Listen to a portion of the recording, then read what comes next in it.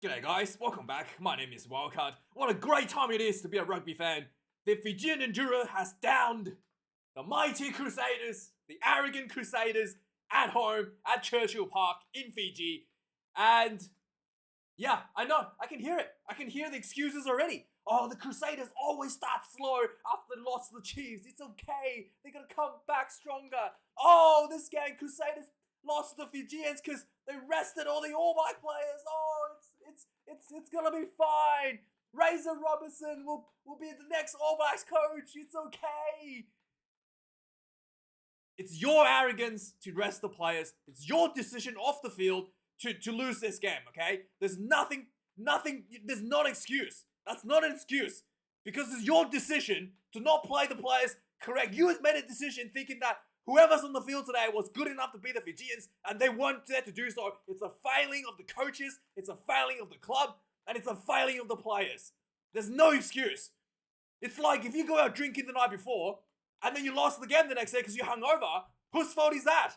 Oh, well, we're not drinking, you're going to use that as an excuse? No, it's the same thing here. If you decide to rest your players because you underestimate the opposition, because of your stupidity, because of your disrespect towards the Fijians, you deserved it. You deserve every loss. You deserve this loss truly 100%. All of you Crusaders fans, all of you Crusader players, Razor Robertson, you deserve this.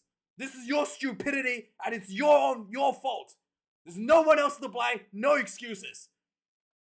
This Fijian Endurance, right, was under the pumps. Okay? The set piece, like the Crusaders absolutely dominated the line-out Moors, okay? The Crusaders scored 3 more tries, and the only person who could score a try outside of the Moor is another Fijian, in Several Reese, okay? And the Endurance, on the other hand, had to work with what they had. They play with passion, they play with speed, they play with good ball handling, knowing that they can't beat the Crusaders in the set piece. They just played their style of rugby. And with sheer guts and determination, they beat the Crusaders. There's nothing else to it. It's just good rugby. Just desire to win, to desire to never give up, and they claw themselves to a victory here today. That is what it is. Not excuses because, oh, the All Blacks players are on break, everybody's there on holiday. No. Because Razor's stupid, and the Endurance wanted this game more than the Crusaders. That is what it is. With that said, right, there's another issue here today. We saw a huge issue today. That is the discrepancy between the Fijians and the New Zealand teams in terms of support, in terms of coaching support, in terms of money. Because when it comes to this game, right, the Crusaders clearly had a better set piece. When it comes to scrummaging, especially in the earlier part of the game, the scrummaging was much better for the Fijian in the second half. Comes to line out accuracy, and also the most important, the more. The Crusaders were really able to put the hammer on. In fact, the only thing the Crusaders were better than the Endurance, like clearly better than Endurance, was the rolling more. And that is just the coaching, assist, and training issue for the Endurance. And that's just the difference between money. There's no way about it. The Endurance don't have the same money, the training supporting staff to do the rolling more, right? The Crusader players are not bigger than the Fijians, not stronger than the Fijians. There's no reason. The only difference is technique. It's technique, and it comes down to training, to coaching stuff, to developmental at a younger age. Something that the Endurance just don't have the monetary support. And that is a huge issue. There needs to be more money to be invested into these teams, into the developmental paths for the Fijians, allowing the players, instead of playing for the All Blacks, like Several Reese, allowing them to go through the developmental paths and go play for Fiji. Because that's going to make the competition better, that's going to make the product better, that's going to make the whole region more competitive, and that's going to draw in more fans and more money. Instead of just hogging all the players, let's give Peter Garceau Kulo like 1 test match or 2 test matches and never use him again so he can't play for another country, right, for 4 years. That's not the way to go about it with these things. And like I said, the rolling more, okay? There's no secrets about it. It's all just technique. It's all training. It's all just conditioning in the gym, doing the right exercises, and that just comes down to money. The players all have the physical abilities, they all have the talent in the Fijian side to do the rolling Moors as good as any other team in the world. And there's no reason for the Crusaders to just dominate that more. There needs to be more money going to the Endurance, and that goes to Moran Pacifica as well. And to make the whole competition better, stronger, and it'll be a better product for everybody, for the fans. Instead of watching these blowout games every week, nobody wants to say that, believe it or not. I don't care if there's 10 tries being scored, but nobody wants to see a blowout game. So, with that being said, let's have a look at some of the match stats out of this game.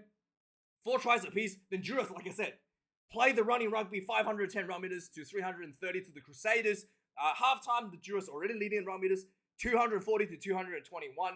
And the turnovers conceded, surprisingly at halftime, the Endurance were losing the turnover conceded. Line did concede 10 turnovers, and the Crusaders only conceded 7. Whereas second half, the Endurance actually made an effort to improve on this front. Only conceded 3 turnovers in the second half, whereas Crusaders conceded 9 in the second half. So huge improvement by the Endurance in the second half. Tackle count, 91 tackles made for the Endurance, 21 missed tackles, 114 for the Crusaders, 18 missed tackles. Kicks in play, 16 for the Endurance. Crusaders kicked 18 times.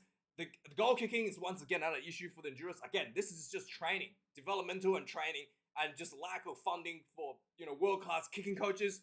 Could be the difference between Endurance goal kicking and the Crusaders goal kicking, right? And it's Richie Moronga didn't play today, but Richie Moronga's high kicking success rate, it's not just because he's more talented than the Fijian kicker, because he had more training, more support, more time to prepare his craft. That's the difference essentially. So the lineouts, like I said, the Endurance, again, this is just training.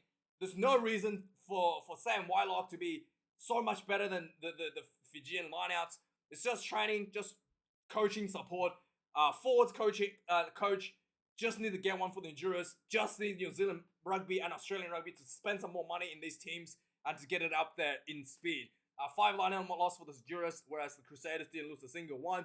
Crusaders did lose 1 scrum, which was a little bit unfortunate, but overall, the Crusaders did have a slightly stronger scrum in this first half. Penalties conceded, believe it or not, the Endurance actually had better discipline than the Crusaders. Even at half-time, the Endurance only conceded 4 penalties to the Crusaders 8, whereas full-time Endurance conceded 9 and the Crusaders conceded 11. So yeah, it is the Endurance really it's really if Endurance had lost this match, I would have been really disappointed, because the Crusaders really had everything in their advantage, and they just didn't.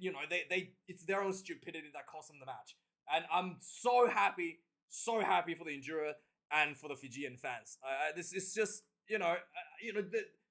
it's about time somebody give Razor Robertson the humble pill that he needs to swallow and stop going out and tell people that he's going to be the next All Blacks coach, and maybe try to fix up your own team first in Christchurch, right? So the game, let's do a bit of a quick recap of all the points. So 10 minutes into the game, it looked like the Crusaders were pounding the Endurance try line, and it looked like one of the Endurance players did an intercept that was going to run 90 meters and score a try. Referee calls back for a penalty. Crusaders kicks the ball out, set up a more try. Easy as that. It's brutal. It is what it is. 10 minutes into the game, first try on the ball against the Endurance. 17 minutes into the game, Sammy Whitelock looked like he's about to score. Just a bit of a short ball. Again, Crusaders just putting pressure on the Endurance try line. Whitelock gets the ball. He did a bit of a step, actually, went through, tries to ground the ball, and the ball gets knocked out of his hand just before he grounded. So really good defense there by the Endurance to save that try. And then on the 21 minutes into the game, the Crusaders once again just getting some penalties and back that into or more. In fact, the Endurance only gave away 4 penalties. And out of the 4 penalties, Crusaders scored 2 tries, right? That is how scary the Crusaders more was. If the Endurance didn't, really did, 4 penalties given away in in the entire half is very, very minimal. You don't even see that in test matches. Like, that's so low, and yet the Crusaders converted 2 tries out of the 4. So again, another rolling more, 21 minutes again, another try for the Crusaders. just before halftime, the Endurers clawed themselves back a little bit on the 29 minutes on the clock. So Marcy, what happened here? I can't remember exactly what happened. Yeah, so Marcy gets an opportunity for, I can't remember exactly, but Marcy scores for the Endurers just before halftime, and then going to halftime, the Crusaders has a slight lead over the Endurers. So second half, the Endurers actually came out stronger, noticeably did some work, has talked about some of the discipline, the more obvious issues, try to talk about more of that, and really came out with a different, with a different attitude. And for the most part of the second half, the Endurers was controlling the game, running into, keeping the ball inside the Crusaders half, and the Crusaders were struggling to exit half, and which led to a lot of frustration to the Crusaders, and they just, in fact, made a lot more mistakes than they normally would because the pressure the Endurers was putting them on. So 9 minutes in the second half, the Crusaders failed to kick the ball, did a really poor box kicks out of their own 22. So Endurers counter-attacked, got straight back into the 22, and just, nice little patient attacking, and eventually one of the ball kind of popped out outside the ruck, and it was scooped up by Durasese, and just crashes through for the second try from the Endurers. 49 minutes in, 60 minutes into the game. Again, the Crusaders are very sloppy. The defenders, there was a lot of missed tackles from the defenders, and the Endurers was just inside the Crusaders half. And there was a bunch of players getting off the ground with the ruck, and nobody was the Crusaders backline was half the field was completely wide open because there was a ruck on the ground, and 3 players were just getting off the ruck. The Enduro player saw Tamani saw this. The Enduro player saw this, threw a long ball out to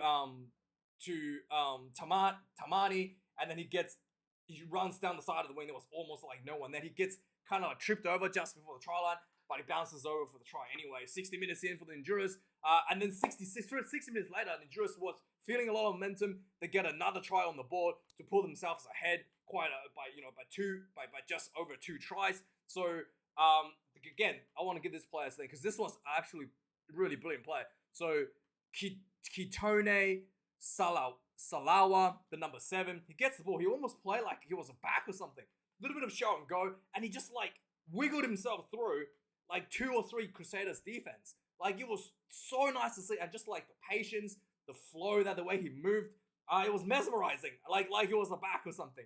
And eventually he drew the last defender, little offload, and Sau gets free. He gets to the try line, looked like dropped the ball, but he managed to plant the ball down before he came completely loose. So yeah, that was really close. And suddenly the Endurers are up 22 points to I think it was 22 points to 15. Oh no, 22 points to 10. So leading the Crusaders by 2 tries and a conversion, right? So then the Crusaders really, with 10 minutes left, really starting to come back. I was getting quite nervous.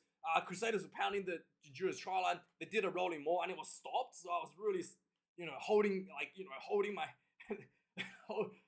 my nerves here for the Endurers. And then the ball comes out. No one was able to break the try line, and he goes to Samuel Reese.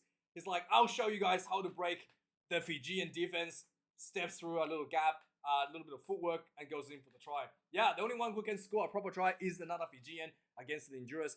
Suddenly, the game is looking quite scary. Crusaders did miss the kick, so the difference is now 7 points. No, the Crusaders did get the kick, I think it was.